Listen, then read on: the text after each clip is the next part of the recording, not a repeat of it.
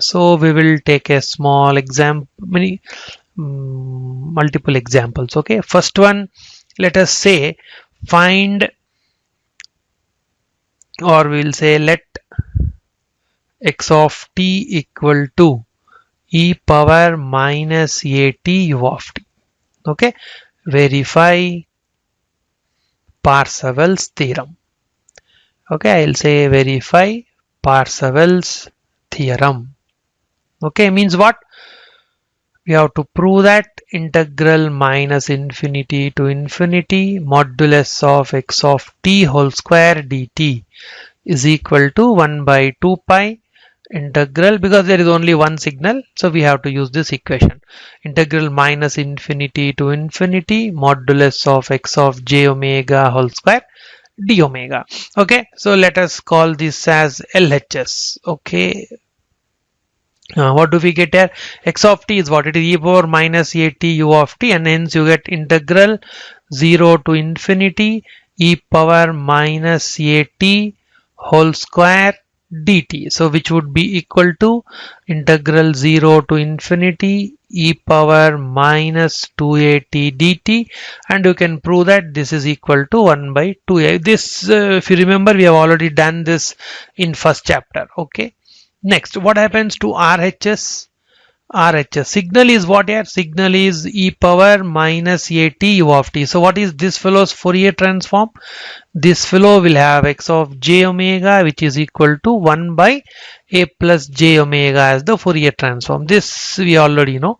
So what will happen? RHS would be equal to 1 by 2 pi integral minus infinity to infinity modulus of 1 by a plus j omega whole square d omega. So this would be equal to 1 by 2 pi integral minus infinity to infinity. So this should be equal to how much? 1 by a squared plus omega square d omega.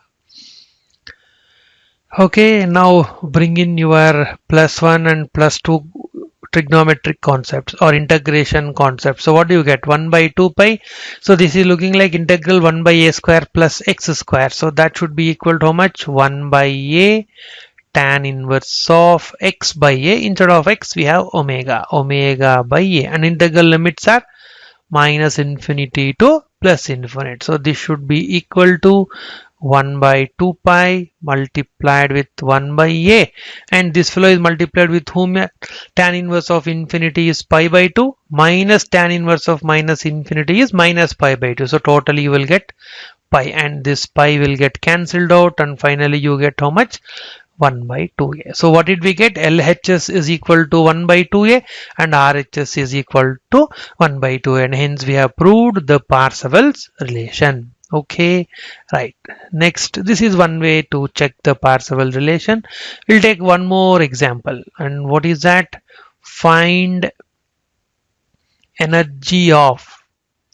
Okay, so find the energy of the signal x of t equal to sine wt divided by pi t. Okay, so find the energy of the signal x of t equal to sine wt by pi t. So what is energy of the signal? Ex, that should be equal to integral minus infinity to infinity modulus of x of t whole square dt. Okay, modulus of x of t whole square dt. So we have to find out this, but according to Parseval relation, or this should be equal to 1 by 2 pi integral minus infinity to infinity modulus of x of j omega whole square d omega. Okay, you have to find the energy of the signal using Fourier transform or Parseval's relation. Okay, we know that sine wt by pi t, which is x of t, will have what as Fourier transform? You know that it will have a rectangular function from minus w to plus w with amplitude 1 as the Fourier transform. Okay, and hence Okay, so and hence integral minus infinity to infinity mod x of t whole square dt should be equal to 1 by 2 pi integral. In frequency domain also, what is that we want? My integral should be from where to where according to Parseval relation, minus infinity to infinity. But our Fourier transform exists from where to where? Minus w to plus w with amplitude 1 square d omega. You can easily see that this simplifies to w by pi. So in that way we can find energy of the signal x of t equal to sine wt by pi t. But if you want to do this in time domain, it's not that easy. So Parseval relation will help us in directly getting the energy of the signal. Okay, right. So we'll take one more example of Parseval relation, which is, let us say, evaluate the integral.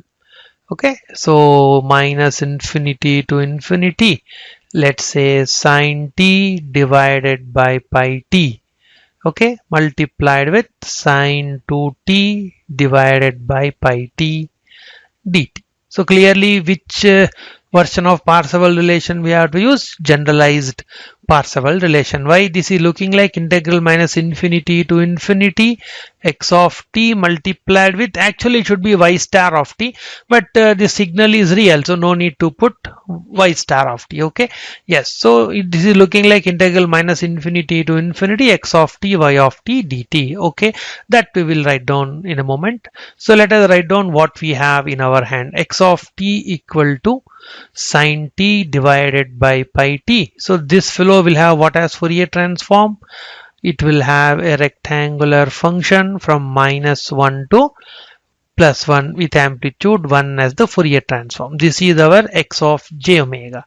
Similarly, second signal is y of t, which is equal to sine 2t divided by pi t. So this fellow will have what as Fourier transform? This fellow will have again a rectangular function from minus 2 to plus 2 with amplitude 1, and this is our y of j omega. So clearly you can see that y star of j omega is also the same function. Okay, now we want integral minus infinity to infinity x of t multiplied with y of t dt. Okay, so this should be equal to how much?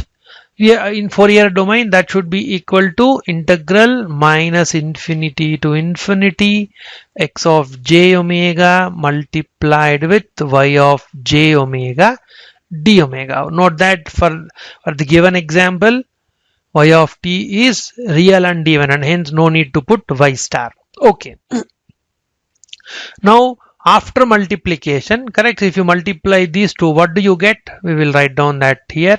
So the plot of y of j omega and x of j omega. So that should be a rectangle function from minus 1 to plus 1 with amplitude 1. So this is our x of j omega multiplied with y of j omega. Correct? If you multiply these two signals or these two functions, again you get a rectangle only from minus 1 to plus 1. So what will happen to this integral here?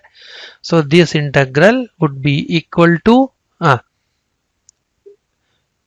x of j omega multiplied with y of j omega. It exists only from minus 1 to plus 1. So that should be integral minus 1 to plus 1 times, and what is missing? 1 by 2 pi is missing. Sorry for that.